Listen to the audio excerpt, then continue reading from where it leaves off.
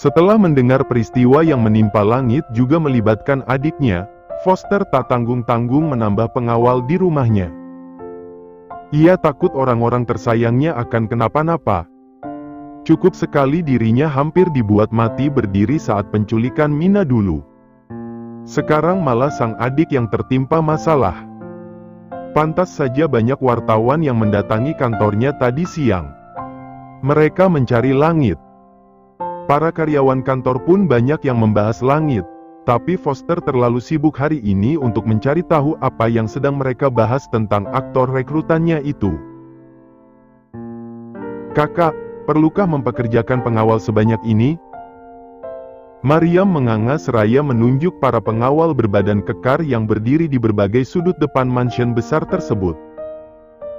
Mulai dari bagian belakang rumah, ruang tamu, balkon lantai 2, 3, 4, depan rumah sampai gerbang masuk sudah dipenuhi oleh para pengawal kakaknya.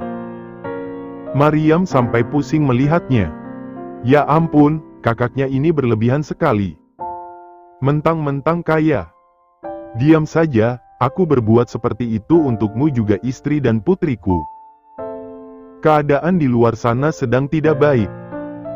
Kau tidak perlu ke kantor dulu sampai Gara menangkap orang-orang jahat itu. Dan ingat, jangan pernah pergi diam-diam dari rumah ini. Berkaca dari pengalaman istriku dulu, mengerti? Maryam mendengus. Enggak, suaminya, kakaknya, semuanya sama. Iya. Kakak tenang aja, aku juga udah janji sama suamiku kok, nggak percayaan amat. Balasnya. Lalu ia teringat cinta sahabatnya.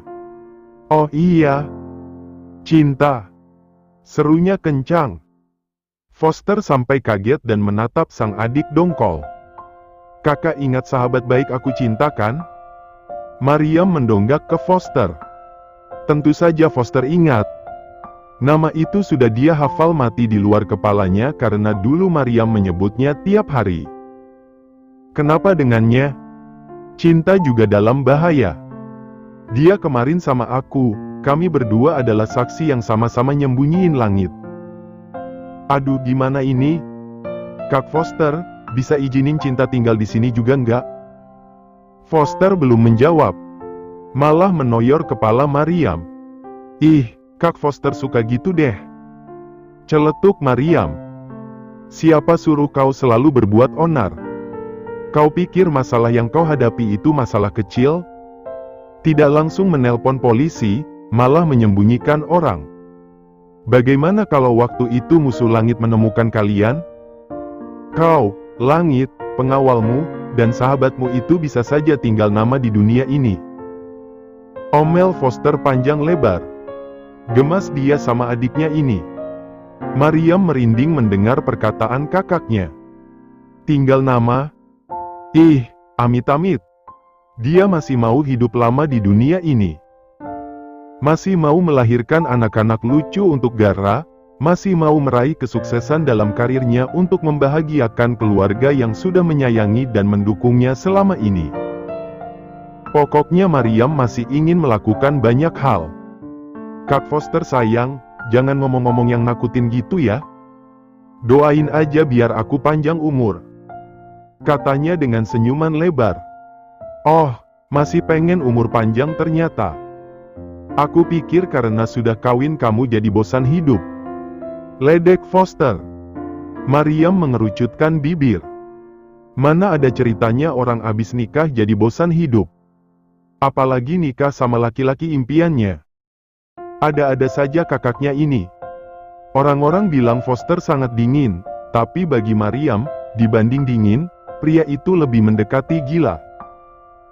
Kedua makhluk itu sama sekali tidak menyadari Mina sedang menertawai mereka dari dalam sana. Ia sibuk menyusui bayinya, namun tetap memperhatikan suami dan adik iparnya yang asyik beradu mulut. Mina menggeleng-geleng. Ada saja kelakuan mereka kalau bertemu. Mina perhatikan perhatian Foster di depan adiknya ini berbeda dari kebanyakan kakak yang selalu bersikap lembut pada adik yang mereka sayangi. Rasa perhatian dan sayang Foster pada Maryam kebanyakan dia tunjukkan dengan mengomel-omel, mengatur dan meledek, padahal waktu Gara menelpon tadi dan menjelaskan situasi yang terjadi, Foster langsung kelabakan. Khawatir setengah mati. Pria itu menelpon papa dan mamanya juga bilang agar menjaga keselamatan mereka.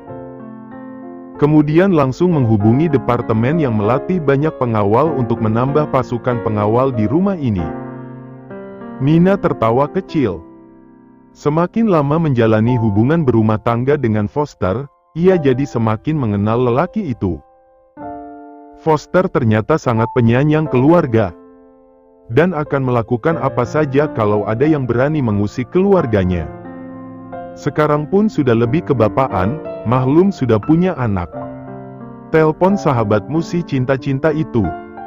Tanyakan dia ada di mana.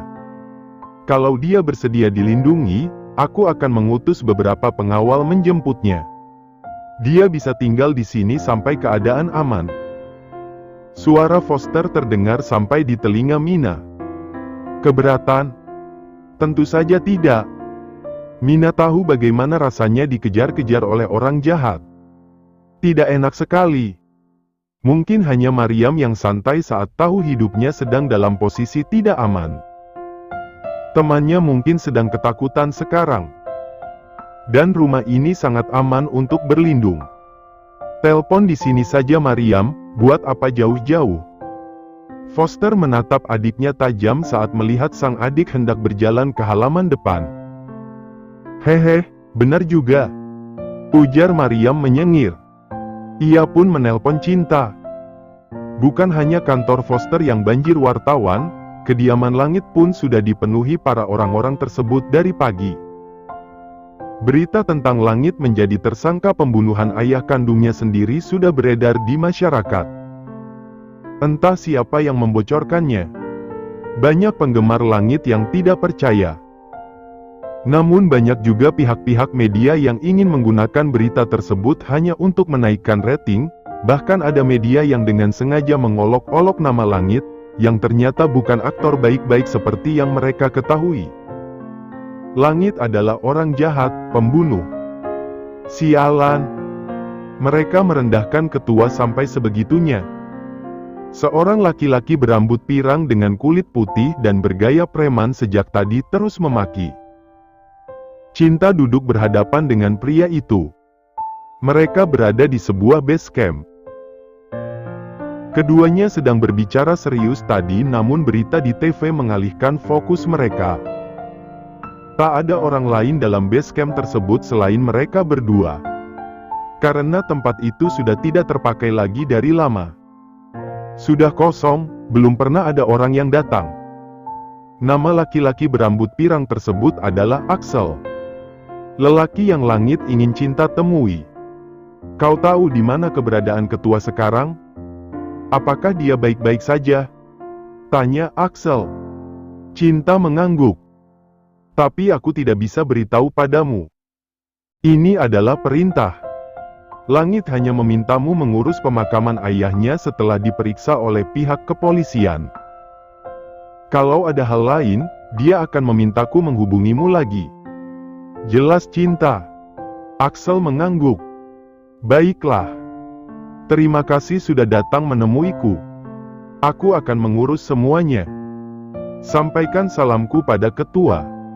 Padahal Langit sudah tidak menjadi bagian dari geng mereka. Tapi dalam hati Axel, Langit adalah pemimpin mereka selamanya. Kalau begitu aku pergi dulu. Pengawal temanku sudah datang menjemput. Kata Cinta lagi berpamitan lalu pergi dari tempat itu. Sebagai perempuan biasa, Cinta tentu takut ada orang jahat yang mengincarnya. Ia juga orangnya parnoan. Jadi dirinya langsung setuju saja begitu Maryam menelpon dan menawarinya tinggal di rumah kakaknya sementara. Habis dari TKP, Gara langsung mengadakan rapat dadakan malam harinya. Ia menggabungkan dua tim dalam kasus Langit. Karena ia ingin kasus aktor tersebut cepat selesai dan menangkap dalangnya beserta semua penjahat yang terlibat. Gara harus menyelesaikan kasus ini sampai ke akarnya. mengingat istrinya bisa berada dalam bahaya. Bos, dari semua petunjuk yang kita temukan siang tadi, pembunuh yang sebenarnya memang bukan mengarah ke langit. Aldo buka suara. Ia sedang menjelaskan semua hasil olah TKP yang mereka temukan. Ya, secepat itu mereka bisa tahu karena setelah diperiksa lagi, peristiwa pembunuhan yang terjadi terlalu amatir. Bahkan sekelas anak buah Garra saja pasti bisa menyelesaikan kasus ini. Garra cukup lega setelah tahu langit memang tidak menipunya. Setidaknya ia percaya pada orang yang benar. Mereka berada di ruang rapat Departemen Kepolisian. Ada sekitar 13 orang dalam ruangan itu. Lani, tunjukkan CCTV yang kau dapat, kata Aldo melirik Lani. Lani berdiri dan memutar video dari CCTV yang ia temukan hari ini. Lihat, 4 orang ini keluar dari arah yang sama. Hanya satu yang mengenakan topeng. Saat aku memeriksa CCTV dari arah timur, ternyata mereka keluar dari TKP. Dan dari CCTV supermarket bagian barat, laki-laki bertopeng membuang sesuatu ke dalam tong sampah. Kami langsung memeriksa tempat sampah itu dan menemukan sebuah pisau. Lani menuturkan lalu menatap ke salah satu pria berbadan kekar. Pria itu pun mengeluarkan sebuah pisau yang sudah dimasukkan dalam plastik. Garra menatap ke arah pisau tersebut dan menatap ke layar lagi. Bisa perbesar wajah mereka? Katanya. Lani mengangguk, tapi wajah orang-orang itu tetap tidak kelihatan jelas. Kau butuh yang lebih jelas? Aku bisa memanggil. Tanya Lani. Tidak perlu. Bukti-bukti yang ada sudah cukup kuat. Aku juga sudah mendapatkan keterangan dari langit dan ada bukti pisau yang ditusuk ke perut pria itu. Kita tinggal memeriksa dan menyamakan sidik jari dari kedua pisau tersebut. Terakhir mencari tahu sidik jari itu milik siapa di arsip kepolisian. Semua orang saling berpandangan mendengar penuturan Garra. Lani dan Aldo bingung dan tentu penasaran bagaimana Garra bisa mendapatkan keterangan langit. Berarti mereka sudah bertemu. Kapan? Bagaimana kau bisa menemukan langit? Lani menatap Garra. Padahal anggota yang dia suruh mencari keberadaan si aktor seharian ini tidak ketemu-ketemu juga. Akan ku jelaskan nanti. Tapi tidak sekarang. Kini status pria itu berubah, dia adalah saksi sekaligus korban sekarang. Kita harus fokus menangkap pembunuhnya dulu. Kalau begitu langit di mana sekarang? Giliran Aldo yang bertanya. Pasti bosnya ini bertemu dengan langit tadi siang, ia ingat Garra bilang ada yang sedang dia urus tadi. Pria itu terluka cukup parah. Untuk keselamatannya, sebaiknya kalian tidak perlu tahu dulu. Tapi tenang saja, aku sudah menempatkan orang yang kupercaya untuk melindunginya. Semuanya terdiam. Perkataan Garra adalah perintah yang tidak boleh dibantah. Garra memang memiliki kekuasaan itu di departemen ini. Dan Aldo senang-senang saja, dia sangat percaya pada Garra. Semua pengaturan atasannya pasti yang terbaik. Tapi Lani masih penasaran.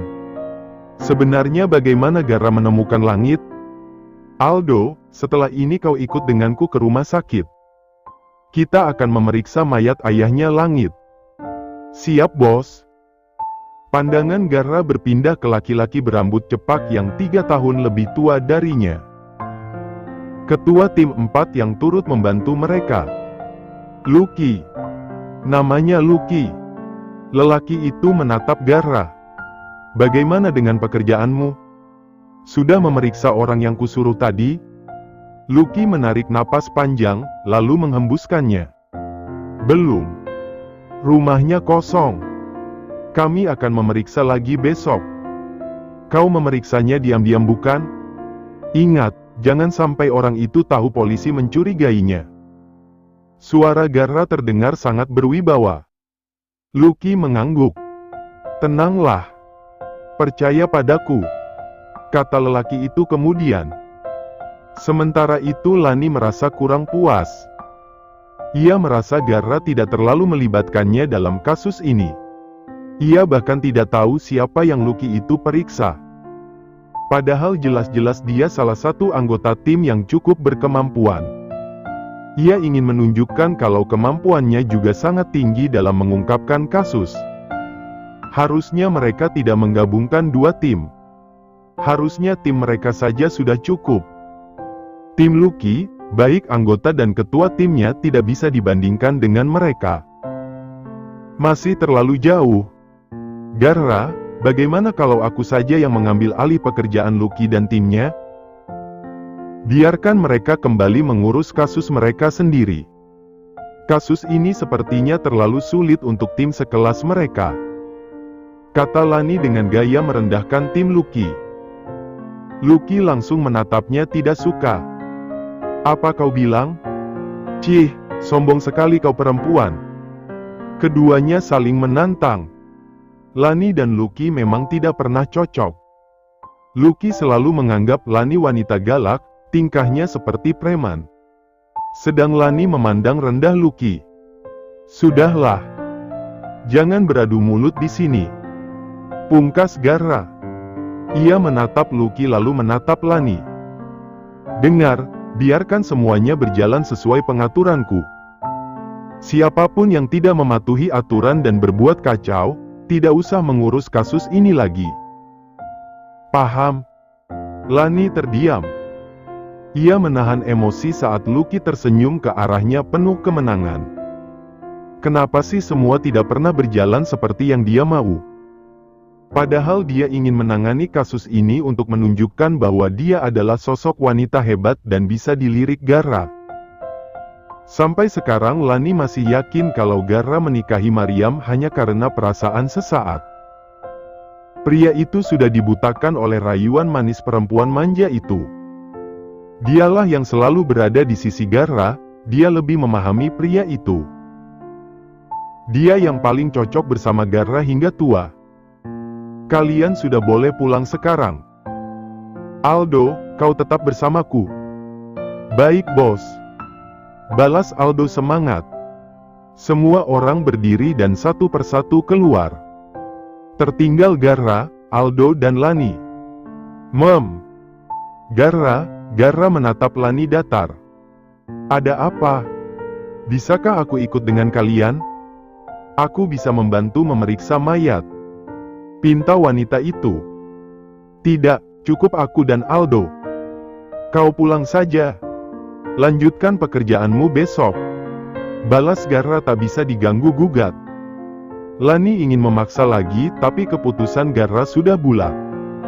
Akhirnya Lani pun hanya bisa kecewa dalam hatinya.